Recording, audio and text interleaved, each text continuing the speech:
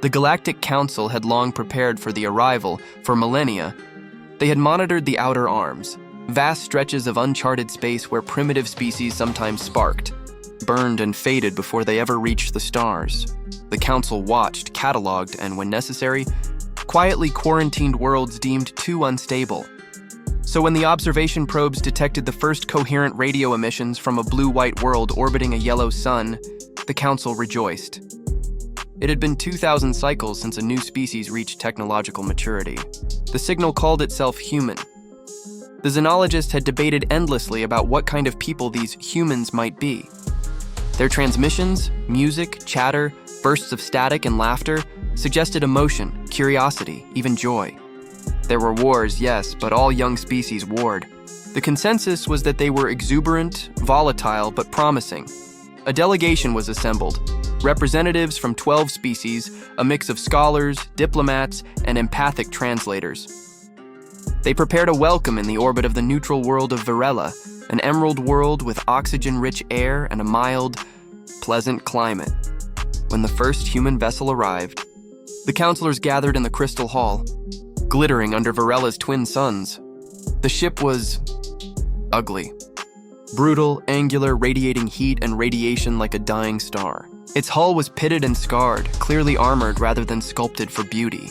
The ship did not glide into orbit. It burned in, thrusters flaring, atmosphere screaming, and then, from its belly, the humans descended.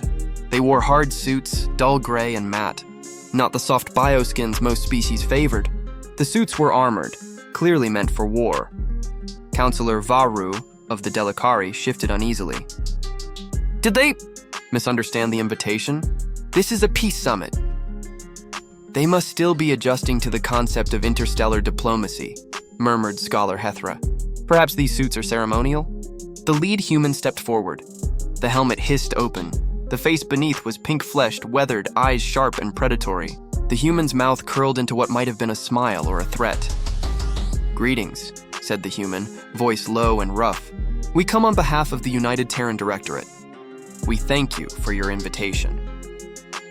There was a pause, long enough that even the empathic translators couldn't decide what emotion this smile meant. Welcome, human, Varu said finally. I am the presiding chair of the Council of Virella. We are honored to receive your people. The human nodded slightly. Likewise, it's good to meet our neighbors. The word neighbors carried an edge that made Hethra's membranes contract. It was not warm, it was assessing. Over the next few days, the delegation learned much and realized they knew almost nothing. The humans were disarmingly open. They spoke of their homeworld, of art and poetry, of the long history of exploration that had led them to the stars. But when the subject turned to survival or conflict or their biology, the other species grew uneasy. Your world, Varu said delicately one evening, sounds difficult. You mentioned predators? The human, Commander Leon Ruiz, laughed. You could say that. Almost everything back home can kill you. Venom, claws, teeth, infection, cold, heat, you name it. And you? Evolved there? Born and bred, Ruiz said with pride. We call it Earth. Our cradle and our crucible. Hethra couldn't help asking. How did your species survive such a world? Ruiz looked at him with a glint in her eye. We got meaner than the world that tried to kill us. Later, Hethra accessed the planetary data archive. The first full sensor sweep of Earth had been completed that morning. Atmosphere, toxic to most known life forms. Gravity, nearly double standard. Biosphere, violent, competitive, predatory. Native fauna, teeth, claws, and poisons common. Weather, unstable. Extremes from frozen to burning. Civilization, billions. The analysis flagged one line in bright red. Deathworld Class 5, recommended quarantine status.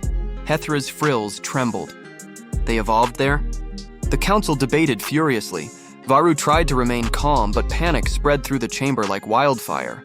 Class V Deathworlders. It's unheard of! No species from such a planet should be capable of spaceflight, let alone interstellar diplomacy.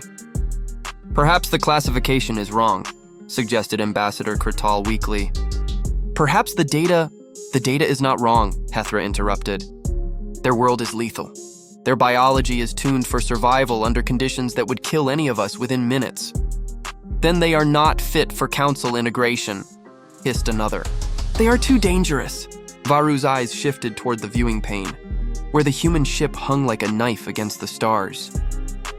Perhaps, she said softly, the question is not whether they are fit for us, but whether we are fit for them.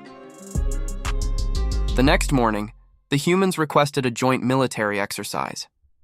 Purely for mutual understanding, Ruiz said with a grin. We believe in cooperation through practice. The council reluctantly agreed.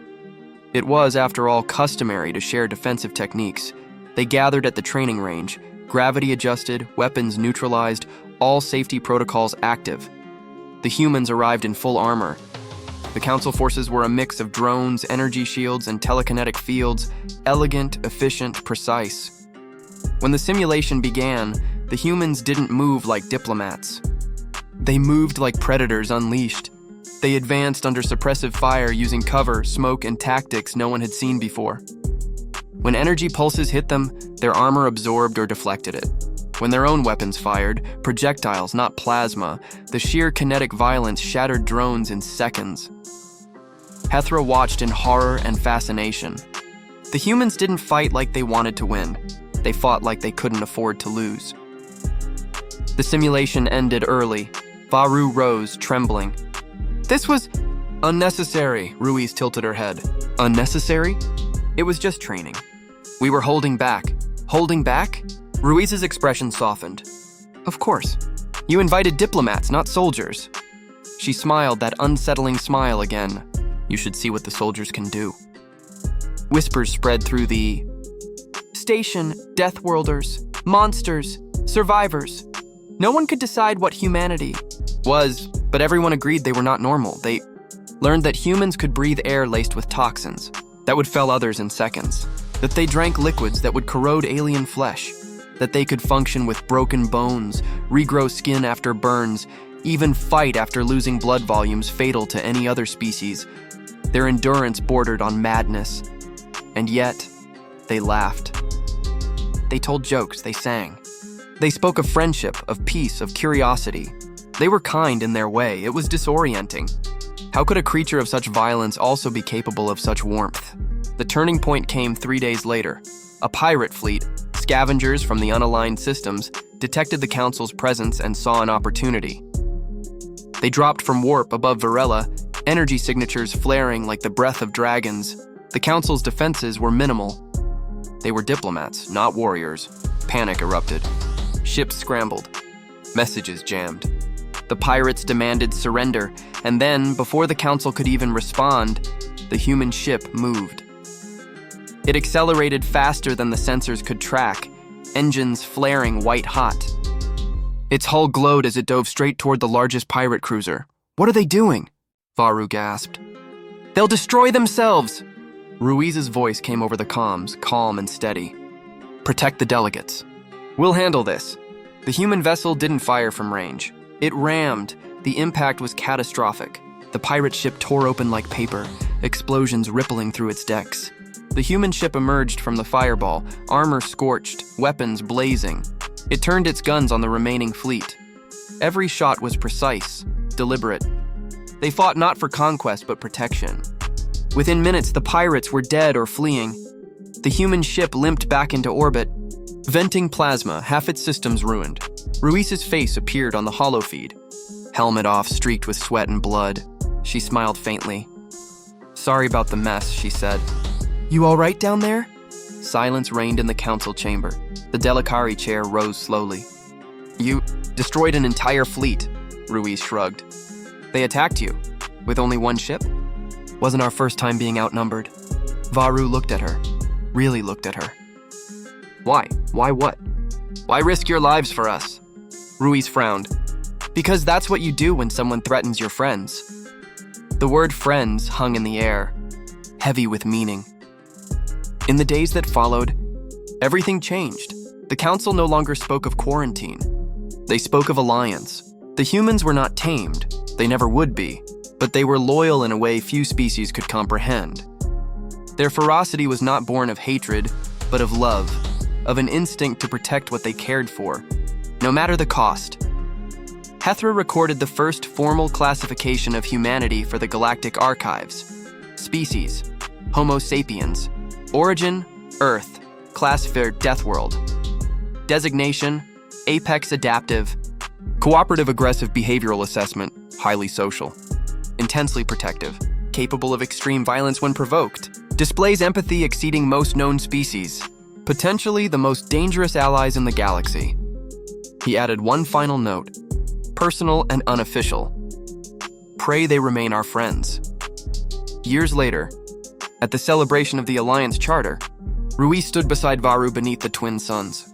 Around them, hundreds of species mingled in peace. You changed everything, Varu said quietly. Ruiz smiled. We just showed up. You came from a world that kills everything it touches. Yet you built art, music, compassion. You could have been monsters. Ruiz looked out at the crowd. Maybe